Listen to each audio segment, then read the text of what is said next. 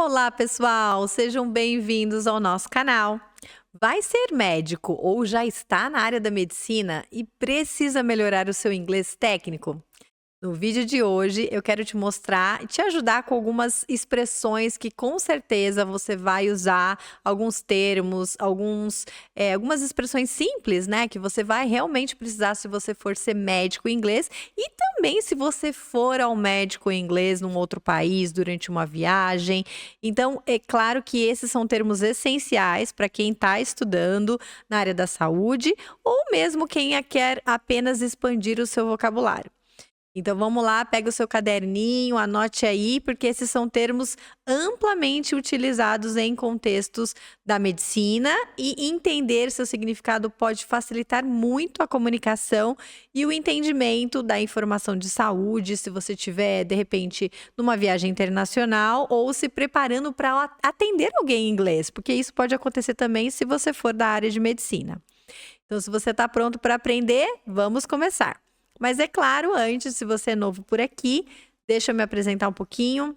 Eu sou Sabrina Dalbó, eu sou professora de inglês há mais de 12 anos e para você conhecer sobre o meu trabalho, eu convido você a acessar os links do Instituto SDBI, onde eu sou diretora executiva atualmente, que eu vou deixar aqui abaixo todos os links que você precisa para entender como são as nossas aulas, a nossa metodologia, porque as nossas aulas são direcionadas para o foco, para a necessidade, para aquilo que você tem como demanda, seja na área de medicina, enfermagem, tecnologia, tantas outras aulas. Então, meu time pode sim te ajudar a alavancar aí o seu inglês e alcançar a fluência que você tanto deseja. Então, bora começar aí com a primeira palavrinha que eu separei para vocês. Então, a primeira é diagnóstico, que em inglês a gente chama de diagnosis. Então, o termo diagnosis, ele se refere ao processo de identificar uma doença ou uma condição, com base ali nos sinais, nos sintomas apresentados pelo paciente. Então, uma palavra que vocês vão ouvir muito. Exemplo. The doctor made a diagnosis of diabetes after reviewing the test results. Então, aí o médico conseguiu identificar o diagnóstico, né, de diabetes depois de checar os resultados dos exames. Então, é uma palavrinha muito importante e preste atenção na pronúncia, né? Diagnosis. Outro termo bastante usado é a palavrinha treatment, que significa tratamento. Então, treatment é o conjunto de medidas, de medicamentos, de práticas, né, que serão usadas ali para curar ou aliviar os sintomas de alguma doença, de algum problema que o paciente esteja enfrentando. Exemplo. The treatment for the flu often includes rest and hydration. Então, o tratamento ali para gripe geralmente inclui muito repouso, muita hidratação, muita água, né? Então, o treatment é tudo que engloba esse tratamento. A próxima é symptom, que é o sintoma. Então, o symptom é qualquer sinal ou indicação de uma doença ou uma condição que o seu paciente está trazendo, está apresentando ali durante a consulta. Ou até mesmo se você for o paciente e quiser tentar explicar os seus symptoms, né? Então, common symptoms of a cold include a runny nose and a sore throat. Então, sintomas comuns de um resfriado incluem nariz escorrendo e dor de garganta. Então, aprenda aí também se você for o paciente e quiser descrever esses sintomas. A quarta, a palavra prognosis, que é o prognóstico. Então, é a previsão sobre a evolução e o desfecho de uma doença. Mais um exemplo para vocês.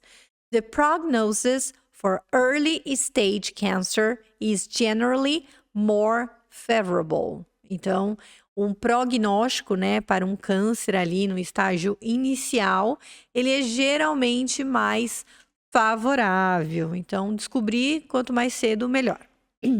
A quinta é uma palavrinha muito usada, principalmente depois do Covid, né? Claro que sempre foi, mas é a palavra vaccine. Então, a gente começou a ouvir mais essa palavra em inglês depois do Covid, Porque, claro, se refere ali a uma substância que estimula o nosso sistema imunológico a se proteger contra uma doença específica. Então, a gente via muito, né, numa viagem internacional, que você tinha que levar o seu cartãozinho ali de vacinas para o Covid.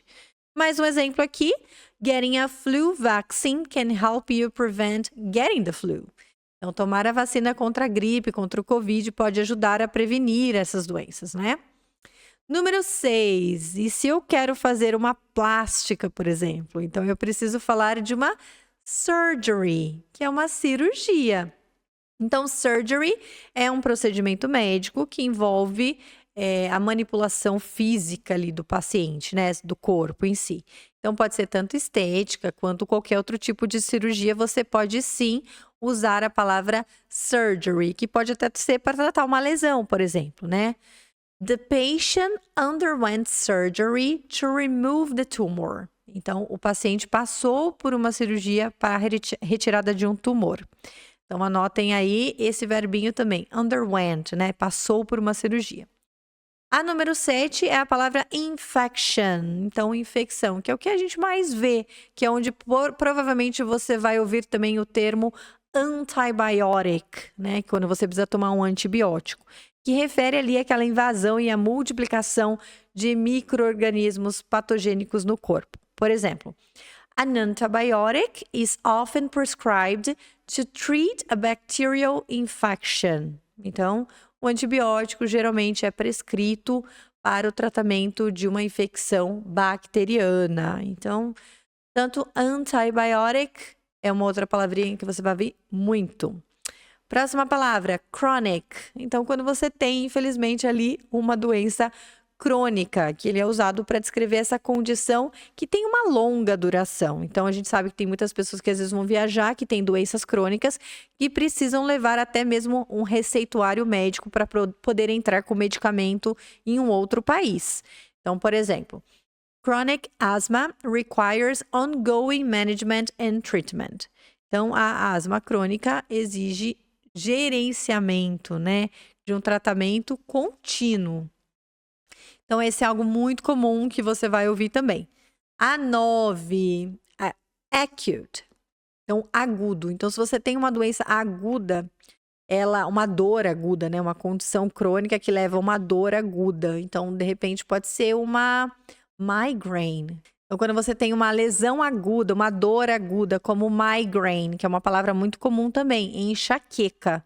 Então, se você sofre de enxaqueca, aprendam essas duas palavras. E, por fim, prescription, que seria a prescrição médica, né? Então, toda vez que você vai ter uma receita de um médico em inglês, ou se você vai receitar algo para um paciente, a gente não usa. Eu sei que em português a palavra receita é tanto para receita de bolo quanto para receita de um medicamento, né? Mas em inglês a gente usa a palavra prescription. Então, the doctor gave a prescription for antibiotics. Então, o médico me deu uma prescrição para antibióticos. A gente não necessariamente vai usar a palavra, ele me deu uma receita para os antibióticos. Então, preste atenção nessa palavra prescription. Mas e aí, pessoal, gostaram de conhecer um pouquinho mais sobre esses termos médicos em inglês? Então, compreender esses termos pode sim te ajudar muito em situações clínicas, se você é o médico ou tanto se você é o paciente, na hora da comunicação, para conseguir com profissionalismo, com naturalidade, se comunicar dentro desse âmbito da saúde. Então, se você achou esse vídeo útil, não se esqueça de deixar aqui o seu like, se inscrever no canal e, é claro, compartilhar com alguém que também está precisando desse conteúdo. Deixe o seu sininho ativado para mais conteúdo que a gente traz aqui toda semana. E se você tiver dúvidas e sugestões para os próximos vídeos, também escreva aqui nos comentários, que vai ser um prazer atendê-los com muito mais conteúdo em inglês. Até a próxima, pessoal. See you soon. Take care.